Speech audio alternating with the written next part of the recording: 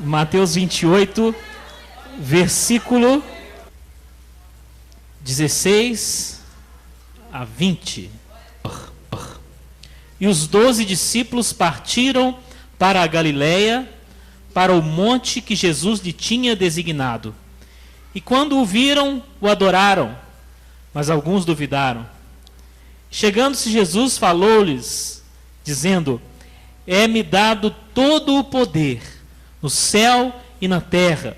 Portanto, ide, fazei discípulos de todas as nações, batizando-os em nome do Pai, do Filho e do Espírito Santo, ensinando-os a guardar todas as coisas que vos tenho mandado. E eis que eu estou convosco todos os dias, até a consumação dos séculos. Amém. O Senhor disse que estaria com os seus filhos, com o seu povo, todos os dias, inclusive o dia 19 de julho de 2013. Ele está aqui hoje. O Senhor está conosco, amém? Os irmãos podem assentar. Gostaria de falar nessa noite sobre o discípulo.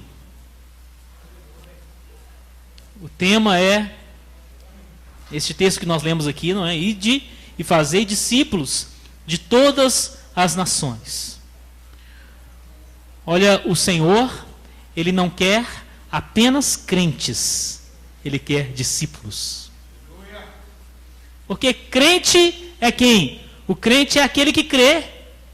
Mas Tiago escreveu que até o diabo crê, até os demônios creem. Então, quando nós cremos, isso é bom, mas ainda não é tudo. Então o Senhor quer não apenas crentes, mas discípulos. E o que é um discípulo? Jesus não inventou essa palavra. Jesus não inventou esse conceito de discípulo. Esse conceito já existia há milênios antes de Cristo. Porque o que é o discípulo? É o aprendiz. Aprendiz. E sim, obrigado. Alguém pode dizer que o discípulo é um aluno, mas estaria diminuindo um pouco o conceito do que é um discípulo. Eu diria que é um aluno, sim, mas é um aluno praticante. É diferente. Esse é o discípulo. Um aluno praticante. Ele não apenas aprende, mas ele faz. Então esse é o tipo de pessoa que Deus quer que nós sejamos. Então, eu disse que o discípulo é o aprendiz. E essa palavra aprendiz nos faz lembrar do processo de formação profissional muito antigo, de milênios atrás. É aquela relação de mestre e aprendiz. Na época em que não havia faculdade para se aprender uma profissão, como que as profissões eram aprendidas? Através de uma relação entre mestre e aprendiz, ou entre mestre e discípulo. Era assim que as profissões eram ensinadas. Então, na Bíblia nós vemos alguns exemplos lá no Antigo Testamento. Então não é apenas uma questão de formação profissional, mas também formação espiritual. Então nós vemos, por exemplo, Josué era discípulo de Moisés. Então veja como é antiga, não é? Essa relação. E foi com Moisés que Josué aprendeu a ser um líder. E por isso ele pôde ser o sucessor de Moisés. Um pouco adiante a gente vê Eliseu como discípulo de Elias. E assim ele aprendeu o ministério profético. E ele pôde ser o sucessor de Elias. Depois nós temos Geazi como discípulo de Eliseu. Geazi, vamos dizer assim, que ele foi uma decepção, né? Foi uma decepção. Geazi poderia ter sido o sucessor de Eliseu, poderia ter feito mais que Eliseu, mas Geazi, ele deixou aí uma marca de um discípulo infiel. Não sabemos se ele conseguiu se recuperar, se consertar depois, a Bíblia não fala. Mas, nos dias de Jesus, haver um mestre com os seus discípulos não era cena rara, não. A Bíblia diz que, por exemplo, Marcos 2,18 fala que os fariseus tinham discípulos. Está escrito ali também que João Batista tinha os seus discípulos. Então, Jesus também tinha os seus discípulos. Não era uma cena rara, era uma cena comum naqueles dias. Mas eu queria falar um pouco sobre a escolha dos discípulos. Como que Jesus escolheu? Jesus poderia ter ido para a porta do templo ali em Jerusalém. Já pensou? Jesus na porta e as pessoas entrando e saindo, e Jesus poderia ter cercado ali os doutores da lei e os chamado para serem seus discípulos, mas ele não fez isso. Jesus poderia ter chamado os sacerdotes para serem seus discípulos, mas ele não fez isso. Jesus poderia ter chamado as pessoas mais influentes da sociedade para serem seus discípulos, mas ele não fez isso. Ele chamou os pobres e humildes. Ele chamou pessoas humildes. Ele foi para a praia e chamou os pescadores. Ele chamou também um publicano, Mateus, um homem rejeitado pela sociedade, um homem marginalizado, mas Jesus escolheu esse homem. E não é à toa que ele escolheu você também. E ele me escolheu também. Não é porque somos os melhores. Jesus não está atrás dos melhores, mas ele está atrás de pessoas que querem ser transformadas por ele. Então, Jesus chamou muitas pessoas simples. E ele formou ali um grupo de pessoas muito diferentes. Se você pegar ali o grupo dos 12, eram pessoas diferentes. Havia alguns ali que eram muito exaltados, muito para frente, né, como a gente diz hoje. Pedro era um desses exemplos, Tiago, João também. Havia ali também pessoas já mais tímidas, mais reservadas. Temos discípulos que você talvez nem vai lembrar o nome deles, de tão reservados que eles eram. Então eu vou falar aqui a lista. Os discípulos são Pedro, Tiago, João, Filipe, André, Mateus, Judas Tadeu, Tiago e Simão, Judas Iscariotes, Tomé e Bartolomeu. De repente, se eu te perguntar alguma coisa sobre Bartolomeu, você não vai saber falar nada sobre ele. Não é verdade? Porque Bartolomeu era aquele, como a gente diz assim, aquele cara que ficava na dele, né? Então, no grupo dos discípulos era assim, um grupo variado. Pessoas com um temperamento mais exaltado, pessoas mais humildes, né? Pessoas que não tinham recurso nenhum para fazer nada. Já o publicano Mateus talvez tivesse algum recurso, não é mesmo? Então, pessoas ali de profissões diferentes. E o que nós temos ali no grupo dos discípulos? O modelo do que é a igreja hoje. A igreja hoje, composta por pessoas tão diferentes umas das outras. Meu irmão, não se incomode com a diferença do outro irmão. Não critique a diferença do outro irmão. Nós somos diferentes e precisamos ser diferentes, porque é assim que nós nos completamos uns aos outros. Então, já pensou que coisa chata se todos nós fôssemos iguais? Não é verdade? Então, respeite a diferença do irmão. Aquele grupo era um grupo diferente, não é? Pessoas diferentes, um grupo heterogêneo, mas pessoas que Jesus escolheu. Isso é que é o mais importante. Agora, havia muita gente atrás de Jesus. Todo lugar onde Jesus ia, havia muita gente atrás dele.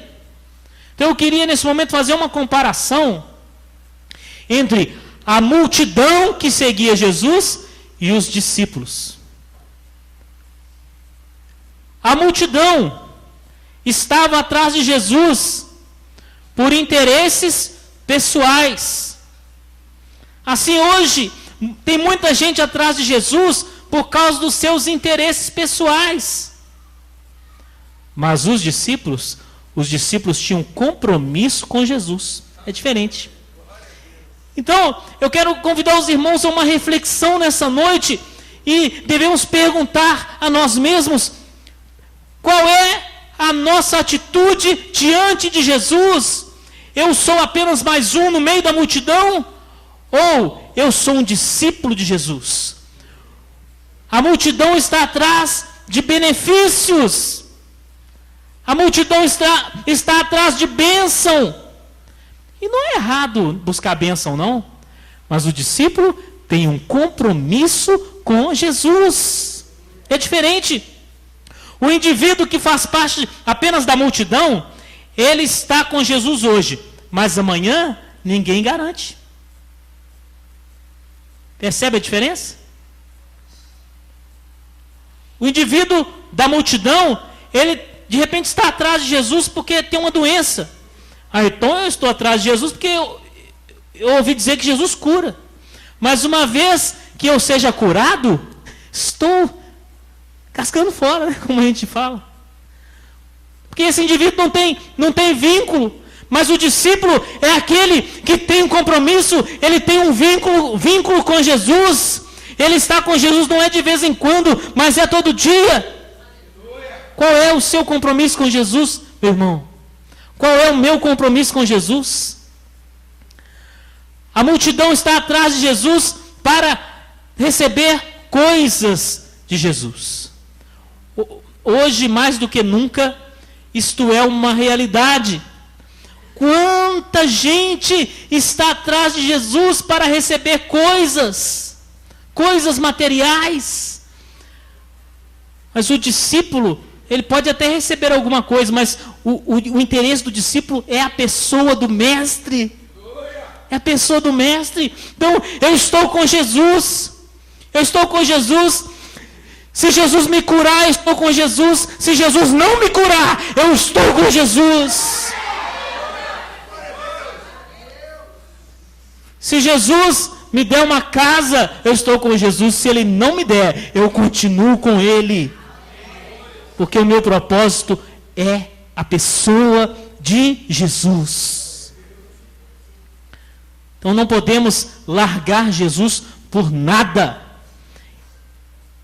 E a dificuldade é que representa o teste para mostrar se você é um discípulo ou se você é apenas um no meio de uma multidão que quer ser abençoada.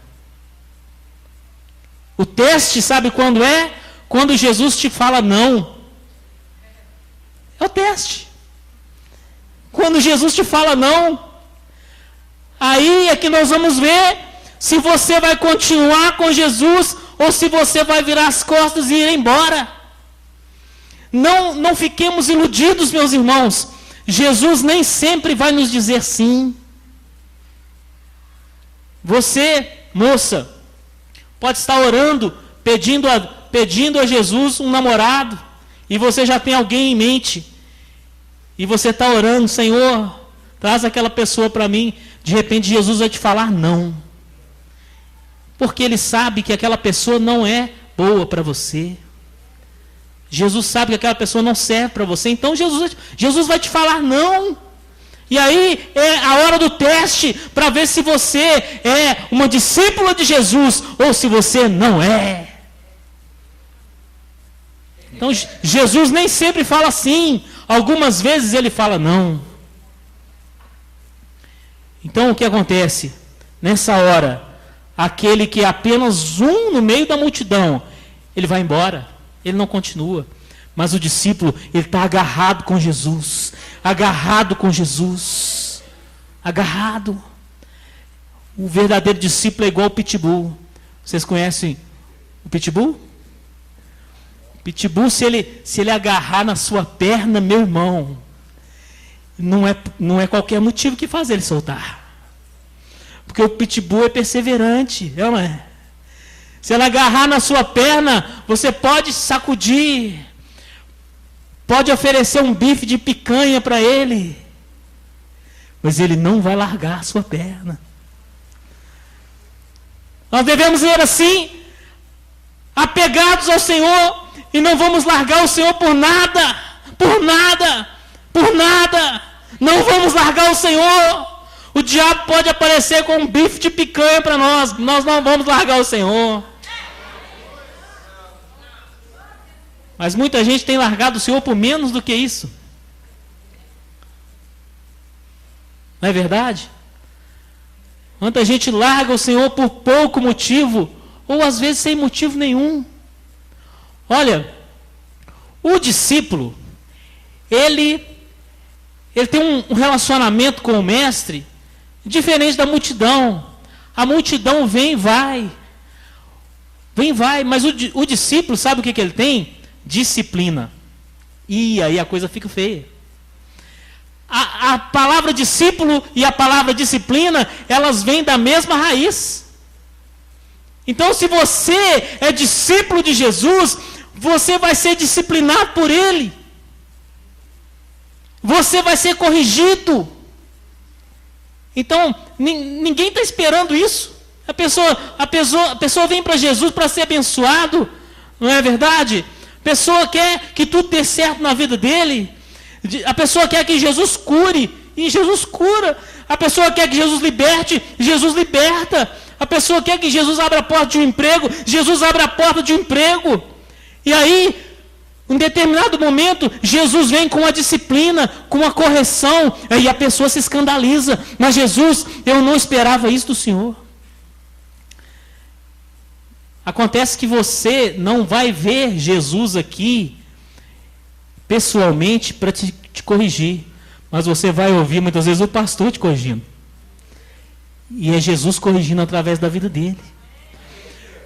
O discípulo recebe a disciplina, porque isso tem tudo a ver com o discípulo. O discípulo recebe a correção, mas aquele que não tem compromisso com Jesus, ele não recebe, ele vira as costas e vai embora. O discípulo permanece, o discípulo continua, porque ele está num processo de treinamento. Olha, eu disse que muita gente seguia Jesus. Agora eu vou fazer um outro paralelo. Havia muitos religiosos que estavam atrás de Jesus por toda parte. Vocês sabem quem eram? Os fariseus, os saduceus, os escribas, e de vez em quando havia algum sacerdote no meio deles. Essas pessoas eram o quê? Religiosos. Se você lê os evangelhos de Mateus, Marcos e Lucas, é difícil você encontrar um capítulo que não cite essas pessoas. Olha só, eles estão o tempo inteiro atrás de Jesus. Então, onde quer que Jesus estivesse, né, na maioria dos lugares, os discípulos estavam lá, e os religiosos também estavam, mas estavam por motivos diferentes. E agora é a hora de nós perguntarmos: e quem somos nós nessa história? Os religiosos estavam ali presentes, mas a atitude do religioso é diferente da atitude do discípulo. Os discípulos são seguidores, os religiosos eram perseguidores. Então é por isso que eles estavam presentes. Eles eram perseguidores. Estavam presentes, sim, mas por motivos diferentes. Qual é a diferença? O mestre fala, o discípulo obedece, o religioso desobedece. Era assim que acontecia. Estavam todos no mesmo lugar ali. O discípulo obedece. Aquele que é apenas um religioso, ele desobedece. O que mais? O mestre fala, o discípulo aprende. O religioso critica.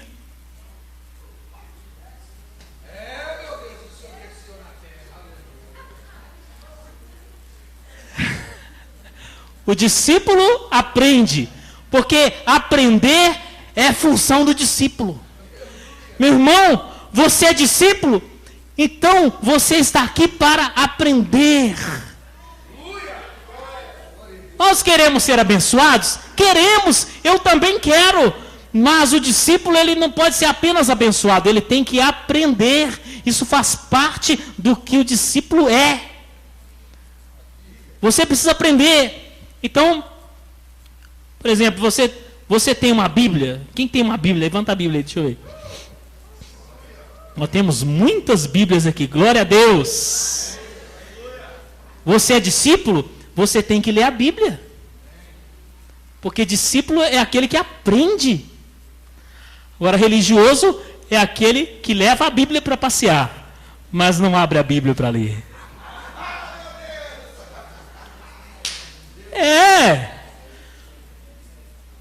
Religioso tem a Bíblia, mas ele não faz muito uso dela. Ou ele pode ler, mas ele não obedece. Ele não pratica. Mas o discípulo é aquele que aprende e também pratica. Eu disse que o religioso critica. E como vemos isso nos evangelhos? Não é mesmo? O tempo todo, escribas, fariseus e saduceus criticando o Senhor Jesus. Eles estavam ali prestando atenção. Quem passasse e visse, talvez dissesse, olha, eles estão interessados mesmo nos ensinamentos do mestre. Coisa nenhuma. Eles estavam prestando atenção para procurar algum motivo para criticar. Procurando algum motivo para acusar Jesus. E eles prestavam muita atenção. Eles observavam tudo que Jesus fazia. E procurando um motivo para falar, um motivo para acusar. E como viam que Jesus não cometia pecado nenhum, teve uma hora que eles falaram, olha, os discípulos comendo sem lavar as mãos.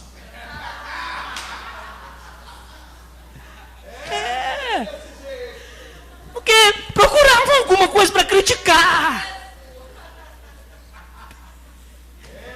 Pareceu que foi uma glória para eles, né? Ah, encontramos uma coisa para falar. Outra vez, eles disseram, olha, os discípulos colhendo espigas no dia de sábado. Olha Jesus curando no dia de sábado. Mas não podia nem curar no sábado. Isso não está escrito na lei de Moisés, não? Né? Eles procuravam minúcias, procuravam alguma coisa para criticar. Então, meus irmãos, qual é o nosso papel? Qual é a nossa atitude na igreja? É uma atitude humilde para aprender? Ou nós vamos à igreja para criticar? Não, aqui não tem ninguém que faz isso. Isso é numa outra igreja onde eu fui que tinha, viu, pastor? Eu estive numa igreja que o pessoal fazia isso, aqui não. Mas é uma reflexão para nós avaliarmos a nossa atitude diante do Evangelho, a nossa atitude diante da igreja, não é verdade? E digo não apenas vocês, eu também, porque criticar é muito fácil, mas ajudar a melhorar é difícil. Então, se você critica, tome uma atitude para ajudar. Amém? Amém? Porque o discípulo, ele está ali para fazer alguma coisa. Olha, discipulado não é um curso. A gente pode ter cursos, não tem problema, né? E muitas vezes a gente faz um curso e põe o nome de discipulado. Mas discipulado é um processo de aprendizagem que tem um alvo. É um processo que tem como alvo a transformação de uma vida. O discipulado é isso. Nós conhecemos aquele versículo de Marcos, 16, que diz: ide e pregai o evangelho a toda criatura. Quem crer e for batizado será salvo. Mas, no final de Mateus, nós lemos agora há pouco, está escrito: ide e fazei discípulos de todas as nações, batizando-os em nome do Pai, do Filho e do Espírito Santo, ensinando-os a guardar todas as coisas que vos tenho mandado. Agora, por que é diferente? Afinal de contas, Jesus falou as duas coisas. Jesus falou. E por que ele falou as duas coisas assim, duas coisas diferentes? Por que ele não falou apenas ir de pregar o evangelho? Porque o propósito desse texto de Marcos é a salvação. Não é isso? Quem crer e for batizado será salvo. O propósito do texto de Marcos é salvação. O propósito do texto de Mateus é a transformação de uma vida. Então são duas coisas diferentes, porque são dois propósitos do evangelho. O evangelho, ele tem como objetivo não apenas a sua salvação, mas também a transformação do seu caráter. É isso. Não é apenas a salvação. Porque senão, no dia que você levantou a mão, aceitando o Senhor Jesus como seu Salvador, naquele momento mesmo você podia cair morto, já estava pronto. Né? Se é só para ir para o céu, se é só para ir para o céu, já podia ter ido naquele dia. Mas não, o Senhor tem um propósito de discipulado na sua vida. Que você seja um discípulo de Jesus, para que o seu caráter seja transformado. Esse é o propósito do evangelho. Então, olha, Jesus, ele transforma. Ele transforma. Foi pregado ontem aqui sobre João 2, foi? Jesus transformou a água em vinho. Por quê que o primeiro milagre de Jesus foi transformar a água em vinho? Porque ele quis mostrar que ele era e é um especialista em transformação. Ele é especialista. Ele transforma um ladrão em um cidadão de bem. Ele transforma um assassino em um servo de Deus. Ele transforma uma prostituta em uma esposa fiel. Ele transforma. Jesus transforma. Se houver alguém aqui que ainda não teve uma experiência com Jesus, que ainda não é um cristão, olha, Jesus pode transformar a sua vida. Jesus pode transformar a sua vida. Mas a nossa avaliação dos resultados do evangelho na nossa vida não deve ser uma avaliação material. Meu irmão, não cometa esse erro. De repente você fica alguns anos na igreja e você talvez pare para fazer uma avaliação e você diga, realmente eu agora tenho um emprego melhor, eu agora tenho uma casa própria, eu consegui comprar um carro. Tudo bem, graças a Deus. Mas a avaliação não deve ser essa. A avaliação deve ser assim: o meu caráter melhorou nesses anos que eu estou aqui na presença do Senhor. Essa deve ser a avaliação. Eu hoje sou uma pessoa melhor. Eu hoje sou uma pessoa mais íntegra, mais fiel. Eu agora sou um homem honesto. Eu agora sou um homem exemplar. Se a sua resposta for sim, então o evangelho está produzindo bons efeitos na sua vida. Glória a Deus.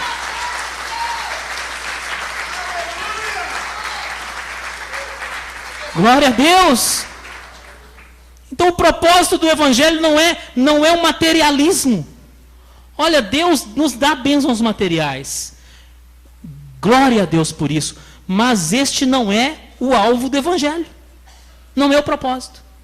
Então, se Jesus deixar de te dar alguma coisa material, não fique triste com Jesus, não, meu irmão. Não fique decepcionado com Jesus, não, meu irmão.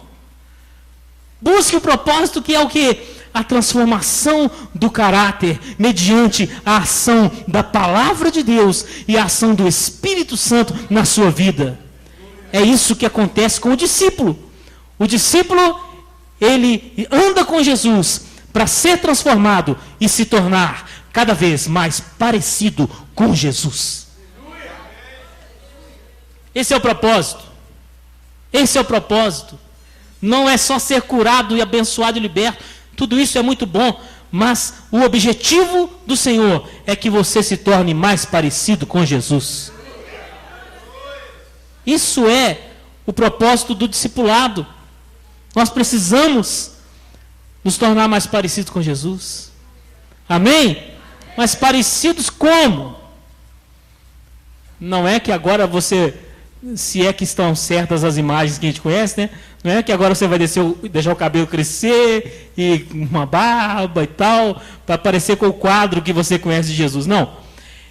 É o caráter. É o caráter. Principalmente o amor de Deus no seu coração. Porque tudo se resume no amor, não é verdade? Quando perguntaram para Jesus qual era o grande mandamento da lei, ele disse: amar a Deus sobre todas as coisas e ao próximo como a ti mesmo.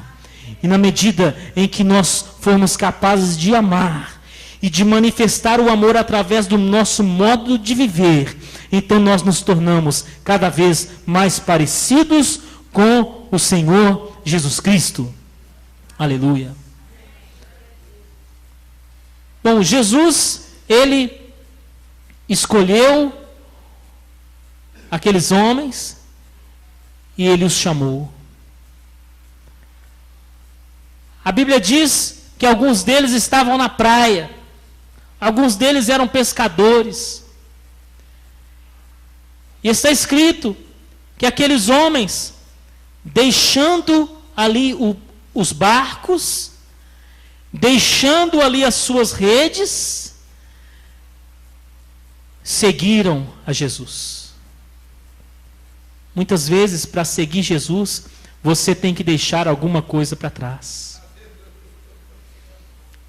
Já pensou aqueles homens dizendo assim: tá bom, Senhor, eu vou seguir o Senhor, eu estou muito afim de ouvir os seus ensinamentos, mas espera aí que eu vou colocar a rodinha no barco, que eu preciso levar o barco. Hã? Não dá. Senhor, eu tenho que levar as minhas redes. O Senhor podia me ajudar a levar as redes? Mas o que acontece muitas vezes não é isso. A pessoa quer servir a Deus, mas quer vir carregando coisas da vida antiga, quer vir carregando hábitos, quer vir carregando ídolos, quer vir carregando manias, não é? Quer vir carregando pecados, mas você precisa deixar isso para trás, para seguir o Senhor Jesus. Eu não sei qual é a sua rede, mas você sabe. Não é isso? Não é isso? Eu não sei qual é o seu barco, mas você sabe. Você sabe. Você sabe o que precisa ser deixado para trás. E rede é um negócio que prende a pessoa, não é verdade? Se você não deixar essa rede para trás, ela vai te prender. Você vai se enroscar nessa rede e não vai sair do lugar. Por isso, deixe para trás o que precisa ser deixado. Mas se é um negócio ilícito, se é um dinheiro sujo, se é uma vida de prostituição, de adultério, você precisa deixar isso para trás. O discípulo é chamado para seguir o mestre. Seguir o mestre. E quem segue precisa sair do lugar. E para sair do lugar, você precisa deixar para trás o que está te prendendo, o que está te amarrando. Amém? Agora, muito importante, sabe o que é? Jesus chamou aqueles homens e eles responderam. Jesus não obriga ninguém a segui-lo. Nessa noite, você vai dar uma resposta para Jesus, amém? Jesus não obriga ninguém a segui-lo, a pessoa tem que responder: sim, mestre, eu quero te seguir. Eu quero te seguir. Vamos dizer isso para Jesus hoje, amém? Amém? Vamos nos colocar de pé. Glória a Deus.